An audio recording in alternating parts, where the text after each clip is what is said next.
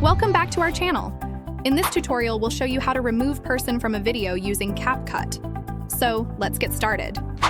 First, open up CapCut and import the video clip you want to edit. You can easily do this by clicking on the plus sign and selecting the desired clip from your device. Once the clip is imported, add it to the track on the timeline for editing. Next, duplicate the video clip by pressing Ctrl+C to copy and then Ctrl+V to paste. Place the duplicated clip on top of the original one to begin the removal process.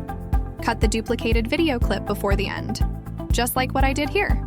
Then place it in the beginning of the duplicated video clip. Now let's move to the video section. Here you'll find a range of editing options, including the powerful mask feature. Click on Mask and choose the type of mask you want to use, such as circle, rectangle, or freehand. Position and resize the mask to cover the area where the person you want to remove appears in the video. Take your time to ensure accuracy for the best results. Once the mask is in place, add keyframes and track the person's movement throughout the video. To add keyframes, place the playhead at the beginning of the video where the person is about to appear. Click on the keyframe button to mark the starting point of the mask. Then, move the playhead forward using the left arrow key on your keyboard to observe the person's movement. As the person moves, adjust the mask accordingly to keep it covered. Remember to add a keyframe each time you make a change to ensure the mask's accuracy throughout the entire video. Continue this process until the end of the video, making sure the person is consistently covered by the mask.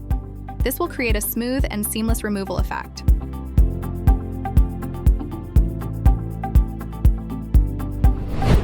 And there you have it! You've successfully removed the object from your video using CapCut's masking feature.